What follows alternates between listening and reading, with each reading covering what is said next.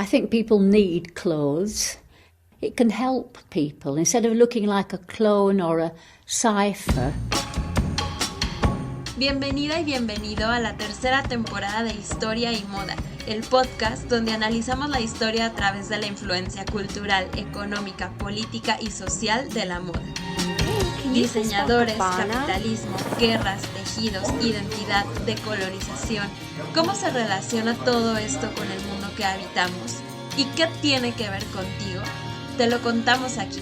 Empecemos.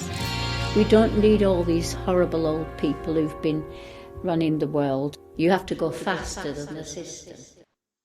Bueno, pues muchas gracias por aceptar la invitación a hablar de este tema que me parece muy bonito, muy interesante y que tal vez no se haya hablado mucho. O sea, yo sé que en el campo académico es un tema de mucho peso, pero siento que acá para los mortales pues tal vez no lo tengamos tan claro o no tengamos demasiada información. Entonces creo que hoy podemos hablar mucho y sobre todo quisiera que dejáramos como mucha curiosidad para que pues esta conversación continúe.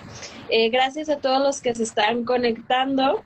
Hoy vamos a hablar de cómo la vestimenta es un elemento súper de mucho peso y muy importante para a través del cual las comunidades indígenas expresan su identidad, y a veces nosotros asociamos siempre moda con identidad, pero aquí yo creo que el significado es mucho más profundo porque no se trata solo de elegir qué te pones, se trata de por qué lo haces, cómo lo creas, cómo está involucrada toda la comunidad, de dónde vienen los materiales. Entonces realmente es un proceso mucho más integral y que al final nos hace pensar o replantear un poco cómo se produce la ropa hoy y cómo se hacía antes, y cómo realmente ese era un proceso holístico que tomaba en cuenta la naturaleza, lo que tú creías, por qué hacer las cosas. Entonces, no sé, ojalá nos sirviera para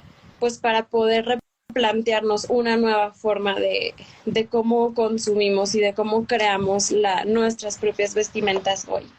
La moda siempre ha sido este reflejo de los valores morales y estéticos de las sociedades.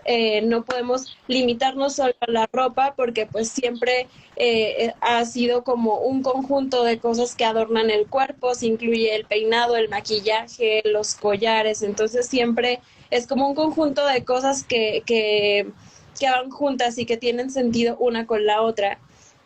Y algo que a mí me parece muy importante como para dar pie a toda esta idea de por qué no se había hablado antes de esto, es porque se tiene una idea de que las culturas prehispánicas pues andaban como en taparrabos o con trapitos, y en realidad esto es como un poco una imagen o una idea que se vendió como parte de un discurso colonialista, porque digamos que se entendía de que un pueblo sin ropa, un pueblo sin vestimenta, un pueblo sin moda, era un pueblo sin historia. Entonces era como que pues vamos a ponerlos así porque la moda es europea, ¿no? Entonces aquí creo que es muy importante que reconozcamos no cómo estaban vestidos pues estos pueblos nativos y la riqueza de sus textiles, porque a veces tenían unas técnicas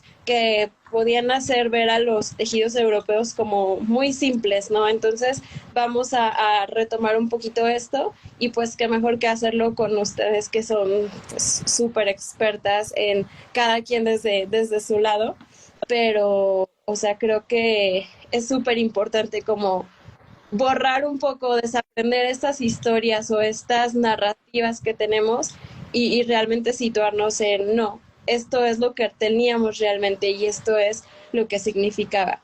Y me gustaría empezar hablando un poco de la diferencia entre cómo se crean las prendas hoy o con qué intención, y cómo se creaban las prendas o cuál era el proceso o el porqué de crear una prenda. En el caso de Narcy, pues que nos puedas contar tu experiencia en las comunidades de por qué se decide crear una prenda